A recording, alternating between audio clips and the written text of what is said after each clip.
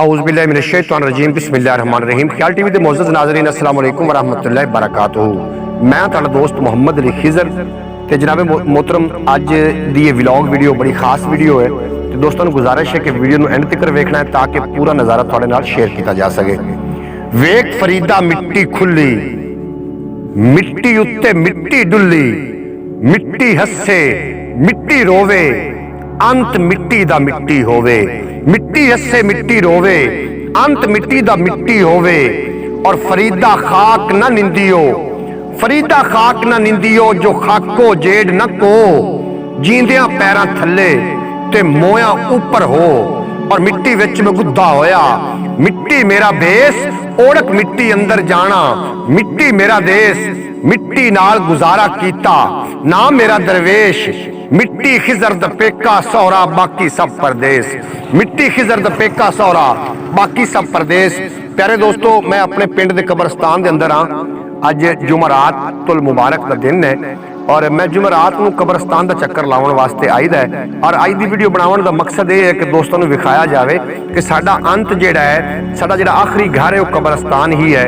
फिर बंदे नूं किस गल दे गरूर ने जनाब अपनी दुनिया नूं इस तरीके संवार लवो ताकि थोड़ी कबर सोहनी हो जाए। जिन्हां बंदे दे जीने अच्छे नहीं होंदे, उन्हां दे मरने भी अच्छे नहीं होंदे। ਇਹ ਜਿਹੜੇ ਕਬਰਸਤਾਨ ਦੇ ਅੰਦਰ ਲੋਕ ਪਏ ਨੇ जनाब, ये साडे नालों ज्यादा खुश लिबास, खुश खुराक खान।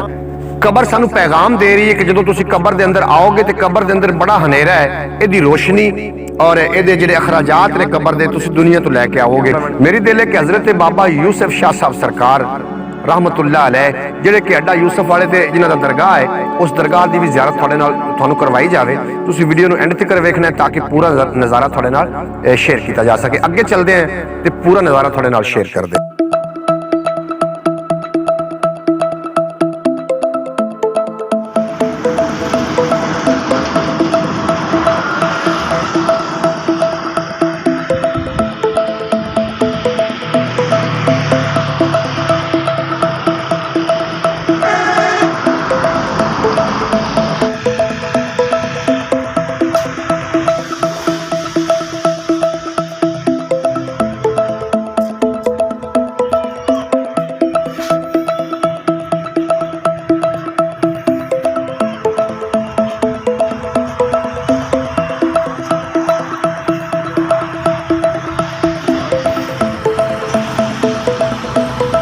हजरत बाबा यूसुफ शाह साहब सरकार ये 7 भाई ने और थोनू मैं लैना भी विखा देना। इन्हां लैना दे अंदर ही ये सारे मदफन ने, इक्के लैन दे अंदर मौजूद ने। पहला दरबार जिहड़ा है हजरत अहमद शाह साहब सरकार दा जिहड़ा कि वाल दे बिल्कुल नज़दीक तरीन है। और दूसरा दरबार बाबा रहमत शाह साहब सरकार जिहड़े कि थोड़ा जिहा चंद कदम साहिवाल तो अगे आइए तो जनाब उत्थे उन्हां दे दरगाह पाक है। और एक तीसरा दरबार है हजरत यूसुफ शाह साहब सरकार दा। तो इहदा पूरा नज़ारा थोड़े नाल डिस्कस करना है, तुसी वीडियो नूं स्किप नहीं करना ताकि पूरा नज़ारा तुसी समाप्त कर सको तो वेख सको।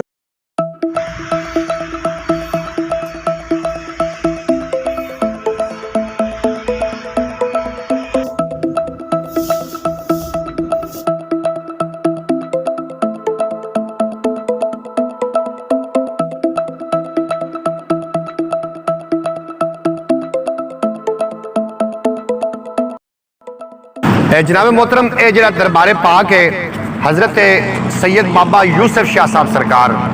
और आखते ने ना कि जी वली दे उत्ते वली दे दरगाह दे उत्ते अल्लाह दी रहमत वसदी है, वो वसदी वली दा सदका है ते वली दा सदका लगदी नाल दियां नूं है। मैं औलिया कराम दी शान एक दो शेर भी पेश करदा, इंशाअल्लाह तआला तुसीं महजूज होवोगे सुन के।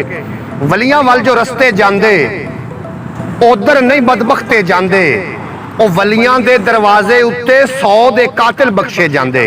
पर एक गल दा ख्याल रखी, केड़ी दा कि रेत दी कंध ते छत ना रखी ते 2 बेड़ियां ते लत ना रखी। और वलियां नाल तू मत्था ला के नंगी तार ते हथ ना रखी। और चंगियां दे कुल बांधे जेड़े खुद भी चंगे हो जांदे ने, बेढंगियां कुल बांधे जेड़े खुद बेढंगे हो जांदे ने। जिस वेले दरबार तो आके लोकी लंगर खा लैंदे ने, वड्डियां वड्डियां मर्जां वाले टल्ली रंगे हो जाते हैं। उम्मीद है कि तुहानू वीडियो अच्छी लगी होएगी। ये बाकी दे जेह्ड़े दरगाह ने उन्होंने मैं व्लॉग करके अपने पंजाबी वसेब यूट्यूब चैनल ते ला दिते ने। अगर तुसीं वेखना चाहो तो जनाब पंजाबी वसेब नूं जाके विजिट कर लेना, इंशाअल्लाह ताला तुसीं अच्छा महसूस कर। उम्मीद है कि तुहानूं अज दी मुख्तसर वीडियो पसंद आई होगी। अगर वीडियो पसंद आई होवे तो चैनल को सबसक्राइब करके बैल नोटिफिकेशन प्रेस करना ताकि मुस्तकबिल अपलोड होने वाली तमाम वीडियो बर वक्त तुहाडे तक पहुँचती रहे।